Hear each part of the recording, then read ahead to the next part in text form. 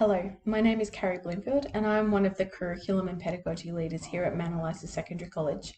The purpose of this video is to teach you how to use the Compass app or how to use Compass on your desktop to access your child's learning tasks and reports. If you haven't already received information on how to log on to Compass, can you please contact the school office and they will direct you on how to get that access. However, if you have already got it, you can either download Compass onto your phone on the App Store or on the Mount Eliza Secondary College website. At the very top left-hand side of the screen, you'll see this icon. It looks like a little compass, and that will give you access to Compass on the desktop. We highly recommend the desktop. It provides you with a little bit more information, but I'll show you what both look like as we go through.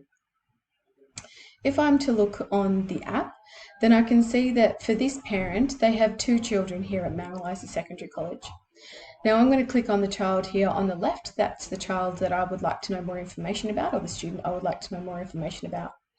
I can see this dark blue bar at the top, and I can scroll along to the right and I can see tasks and reports. And those are the two that I'm going to be interested in and that I'm going to walk you through in this video. It's also really important to note though that you can see your child's timetable here, you can add attendance notes, you can contact their teachers, there's a multitude of functionalities, and so becoming familiar with this app is a really great idea. If I do click on those tasks, then I can see all of the subjects that student studies here at Mount Eliza Secondary College. Specifically, I've actually clicked on one of these subjects, and that's their science class. And in their science class, I've scrolled down a little bit and I can see 3 of their CATs, CAT 4, 5 and 6. A CAT is a common assessment task. It's an assessment task that every student in the year level or in that subject undertakes, and it's something that is very common to the year level, so everyone does the same thing at the same time. Now you can see on the right here that it just tells me the most important piece of information, and that is that this student is at the standard or has demonstrated a level of understanding that is at the standard on this task.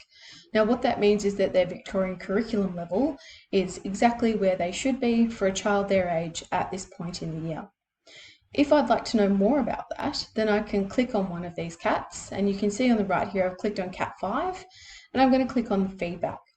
Now as this is a middle year student, I can see their MYP criterion. This was a B and C task and they achieved a 4 on the B and a 3 in the C. I can also see that for their Victorian curriculum they're at the standard, and this student's teacher has indicated that to get some more detailed feedback they need to look on the Style app.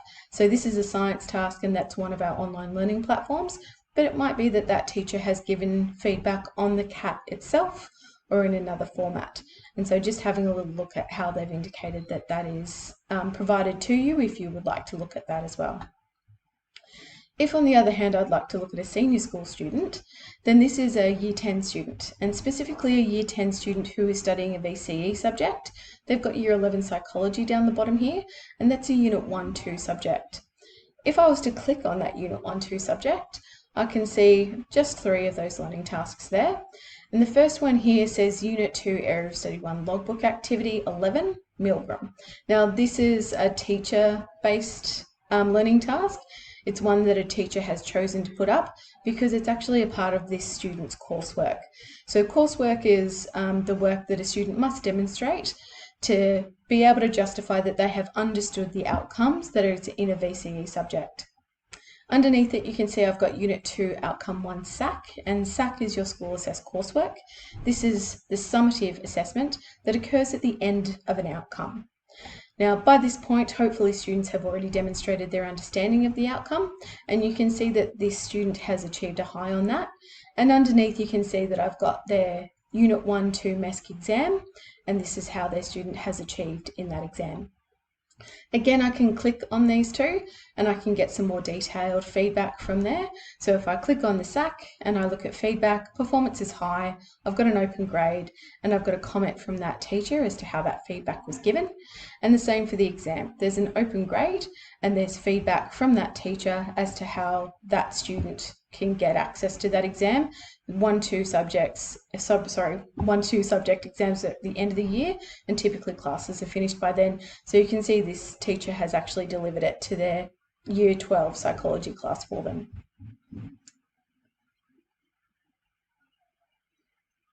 If, on the other hand, I wanted to access their reports rather than their learning tasks on the app, I'm going to go back to that initial dashboard. And so I can click on a student again, go back to their dashboard, and instead of clicking on tasks, I'm going to scroll along to the right until I see reports. And once I see reports, I can choose a semester report that I would like to access. These will download as PDFs for you if you're accessing them from your phone. If you'd like to know more information about those reports, either in the senior school or in our middle years program for our IB, there are 2 videos that go with this one that explain those to you in more detail, and I'd highly recommend that you have a look at them. To view Compass on your desktop is just a little bit easier. So you can either go through the way that I showed you at the very beginning of the video onto the Mount Eliza Secondary College website and click on the Compass icon, or if you'd like to still view it on your phone, you can view the desktop on your phone as well. If you log on to Compass, you will see down the bottom here it says shortcuts, and it gives you a multitude of shortcuts for your child. If you scroll down a little bit to here, it says open in browser. So this will open the website version of Compass rather than the app version of Compass on your phone. But either way, whether or not you access it on your computer on the website or on your phone on the website, this is the screen that you will see for your child's dashboard. So what I'm going to do if I want to access any of their learning tasks or reports, I need to view their academic reports. And here it is in a little bit of a larger version for you. Once I go to that screen, you can see that I can click on reports up the top, or I can click on learning tasks. So we're going to start with reports. This is their semester report, and if I click on it, I can again download it in PDF version. However, as we go through the semester, and before we get to the end of the semester where we give you that final report, we have progress reports where their teachers report on their learning behaviours. So here are their learning behaviours up the top, and if you click on export as a PDF, that document actually explains to you what each of those learning behaviours mean so that you can have those conversations with your child about how they could be improving in terms of those learning behaviours. But you can see that for each of these teachers, they've given an indication on how that child is behaving in terms of their learning within the classroom and also outside of the classroom. If I do click on that report, then here are the explanations of those personal learning behaviours. And so I would highly recommend that you do download it because that's quite small to look at. So if you go and you download it, you can zoom in and you can have a look at that and have a little reflection with your child about how they can improve on those. If I do go into learning tasks instead, I can click up the top here, and I will see all of my child's or your child's subjects down the screen. Now, on the left-hand side, what will automatically appear instead of this little plus that you can see is actually a negative. And underneath those little negative with the subject are all of their learning tasks in those subject.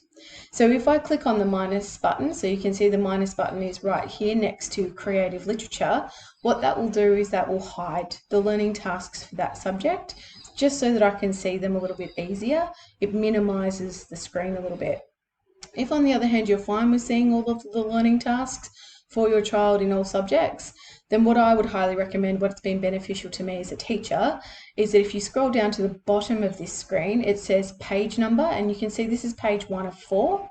And I can scroll to the right with this little arrow, or what I can do is I can click on the drop down with the items, and there's a 500 option. Now, realistically, hopefully, your child should not have 500 learning tasks. So if I click on 500, it'll actually display all of the learning tasks that that child has across all of their subjects on the one screen. And it's really nice and easy. Now, if I go and click on this cat here, which is under creative literature, it'll open up this screen here, and you can see that I've clicked on feedback so that I can see that this student was given a comment that gives them some feedback on that task. And in their grading criteria, I can see that for their Victorian curriculum, they're at the standard, which again is exactly where they should be for their age. If on the other hand I was to click on an MYP subject, and you can see that I've gone back to the Cat 5 that I had on the screen earlier, then I can look at feedback again, and it tells me exactly the same thing that I saw on the app. So here's the app, what the app will show you. Criterion B and C, a 4 and a 3, at the standard, and feedbacks on style.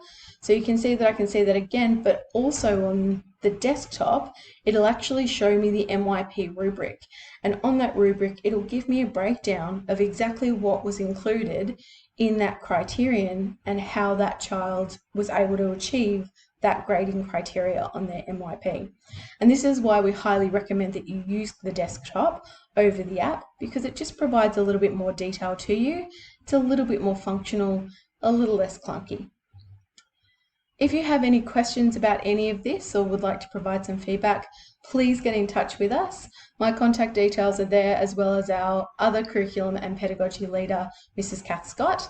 Our MYP leading teacher, if you have any questions on MYP, is Mrs. Russell, and our 2 assistant principals, Micah Davis for the senior school and Celeste Lombardi for the middle years program. Thank you so much for watching.